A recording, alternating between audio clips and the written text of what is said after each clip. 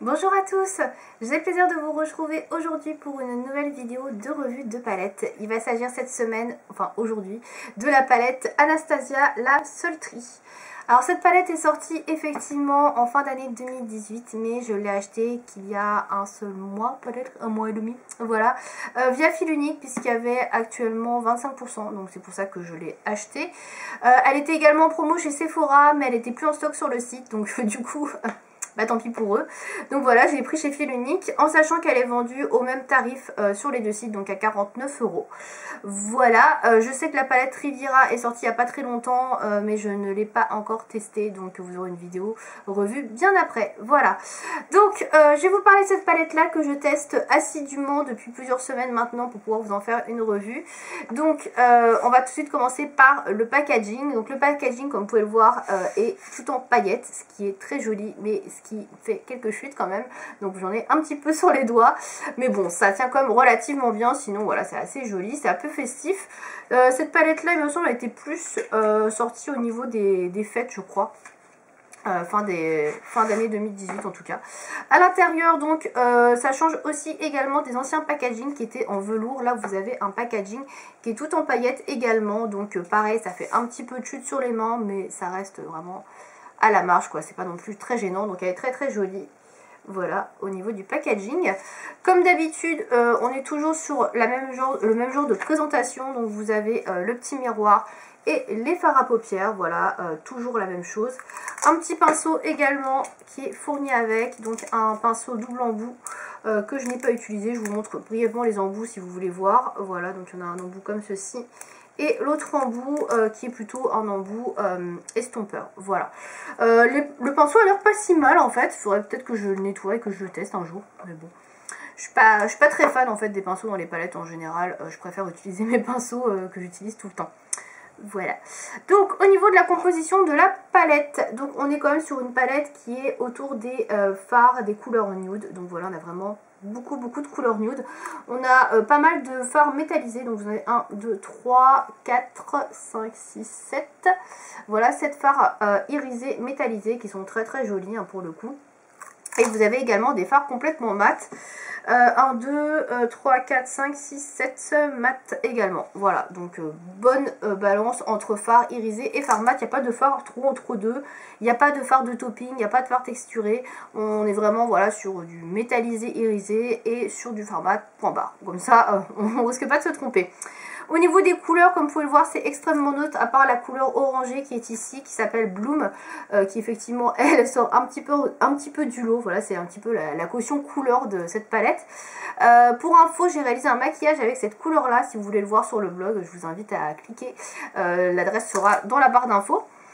Donc on va passer tout de suite au point positif de cette palette, puis au point négatif, voilà. On va aller rapidement, hein, parce que de toute façon je pense que vous en avez déjà vu beaucoup de vidéos et beaucoup de revues, puisque bah, la palette est quand même sortie il y a un moment.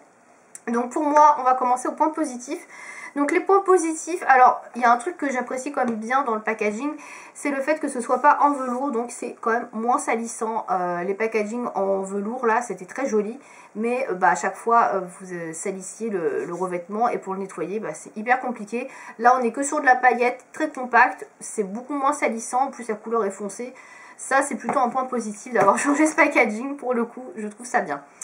Ensuite, autre point positif, toujours comme d'habitude, une très bonne balance de fard de couleurs.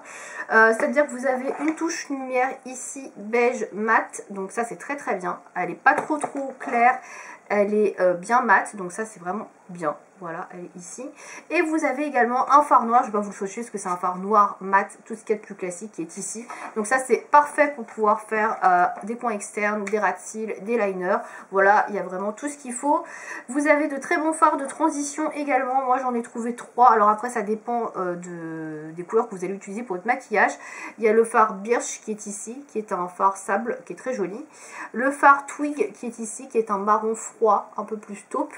Et vous avez le Slate qui est un espèce de gris, voilà, qui est mat et qui est aussi très très bien pour faire un fard de transition. Donc ces fards là je les aime beaucoup. Ensuite vous avez donc, je disais, des fards irisés, métallisés, qui sont très très bien pigmentés. On n'est pas sur du fard très poudreux. On est vraiment sur un fard de texture soyeuse. Voilà, je l'applique là sur mon doigt, sur ma main. Il est très soyeux, voilà, il fait pas du tout de chute, il n'y a pas du tout de matière qui vole, ni rien du tout.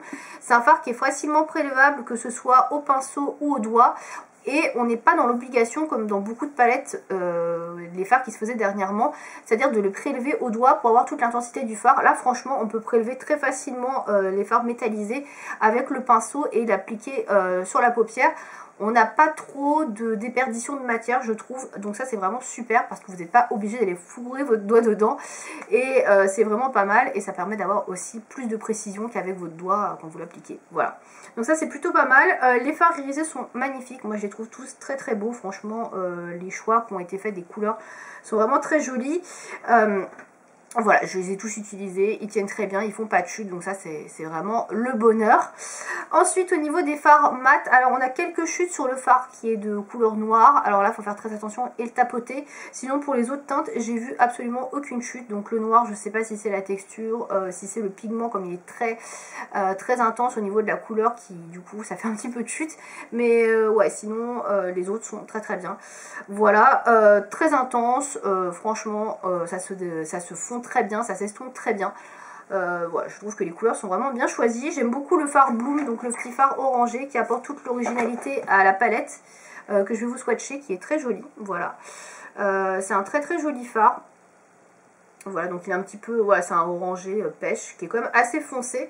Et voilà, c'est la petite dose de couleur qui fait du bien à cette palette et je trouve est tout à fait bienvenue. Voilà, c'est très joli et puis ça se marie bien avec les autres couleurs qui sont proposées dans la palette. Voilà, dans l'ensemble je trouve que la palette est bien composée. Les fards proposés sont relativement nude, faciles à utiliser. Tout s'estompe bien, se travaille bien ensemble. Et je trouve que les couleurs s'accordent vraiment très bien les unes avec les autres. Donc pour moi c'est vraiment une palette qui s'accorde très bien ensemble et qui suffit à elle-même puisqu'il y a tout ce qu'il faut pour réaliser à mon sens un maquillage de A à Z dedans. On va passer au point négatif parce qu'il y en a. Je vais revenir sur un point par rapport au fard noir. Je vous disais que tous les fards étaient bien, qui faisaient pas trop de chute, n'étaient pas trop poudreux, sauf ce fameux fard noir. Je vais pas le prélever parce que voilà, c'est pas la peine. Vous savez ce que c'est qu'un fard noir, il n'y a rien d'original. Mais quand on le travaille au pinceau, moi j'utilise très souvent des fards noirs pour faire mes ras de cils, que ce soit supérieur ou inférieur. Et c'est vrai que si je fais pas gaffe, si je prends le pinceau et que je l'applique, j'ai tout un tas de poudre en dessous de l'œil. Donc il faut vraiment venir bien tapoter le pinceau avant de l'utiliser parce qu'il est très chuteux comme fard. Sinon il est super intense, ça il n'y a aucun problème sur l'intensité de ce fard à paupières, mais effectivement il y a beaucoup de pigments qui volent quoi. Donc c'est un petit peu... Voilà, une semi-déception on va dire. Sur des précédentes palettes Anastasia, j'avais des fards noirs mat comme ça et je trouvais qu'ils étaient beaucoup plus compacts et beaucoup moins volatiles. Donc je sais pas, celui-ci... Voilà, je sais pas pourquoi il est comme ça. Autre point un peu négatif, alors ça c'est une... Comment dire, c'est un point qui est tout à fait personnel. Tout le monde ne sera pas d'accord avec moi.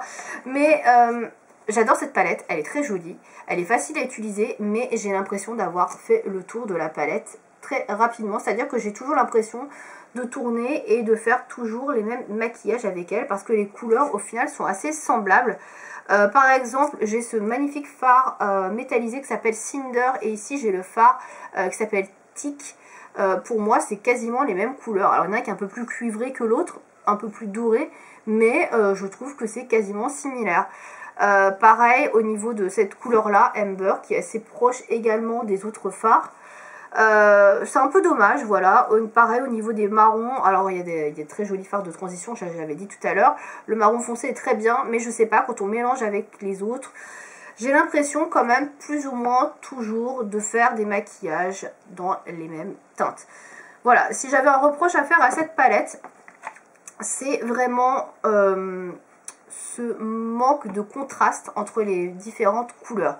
Les couleurs sont très jolies, on peut effectivement très facilement faire des dégradés, mais j'ai toujours plus ou moins l'impression quand j'utilise la palette sur une semaine de faire plus ou moins la même chose au niveau des maquillages. Voilà, les fards métallisés sont très jolis, mais au final il n'y a pas beaucoup de nuances entre différentes couleurs. Donc c'est, voilà, je suis un peu mitigée. Vraiment la couleur que j'adore c'est celle-ci, la orangée, qui vraiment permet de faire la différence dans la palette. Mais si on retire cette couleur là, effectivement je trouve que j'ai l'impression de tourner toujours un peu autour des mêmes teintes, des mêmes nuances, et de faire toujours plus ou moins le même genre de maquillage. Voilà, c'est ce qui m'ennuie un petit peu dans cette palette. J'aurais aimé avoir plus de différence au niveau des métallisés, je sais pas, après des fards plus clairs peut-être, et plutôt que des fards un peu toujours dans les mêmes teintes brunes, etc. Et autant j'aime beaucoup cette palette, elle est très très bien, mais je sais pas, je la trouve un peu ennuyante en fait. Voilà, j'ai toujours l'impression de taper dans les mêmes choses et au final d'avoir toujours plus ou moins le même maquillage sur les yeux d'un jour à l'autre. Voilà. Donc après c'est juste mon ressenti par rapport à ça. Hein. Peut-être que voilà, je n'utilise pas très bien cette palette, peut-être que je n'ai pas exploré tout ce qu'on pouvait faire avec, mais je sais pas, j'ai quand même l'impression que de tourner toujours à peu près autour des mêmes teintes. Voilà. Au final, c'est quand même une très très bonne palette, je vais pas vous dire le contraire, je la trouve très jolie. Est-ce que je la recommande si vous aimez les teintes neutres, faciles à appliquer, voilà, si vous aimez avoir des belles couleurs, mais pas trop voyantes, dans des tons très portables. Je pense que voilà, c'est une palette qui vous plaira beaucoup. C'est pas la palette la plus folle d'Anastasia Beverly Hills, très clairement, je trouve que c'est une des plus sages même, mais elle est très jolie si vous aimez tout ce qui est métallisé et ce qui est assez neutre. Voilà. Je pense avoir fait le tour. Si vous avez d'autres questions par rapport à cette palette, si vous l'avez testée, si vous l'avez, n'hésitez pas à me donner votre avis dans les commentaires. Et puis je vous dis à bientôt pour une prochaine vidéo. Salut!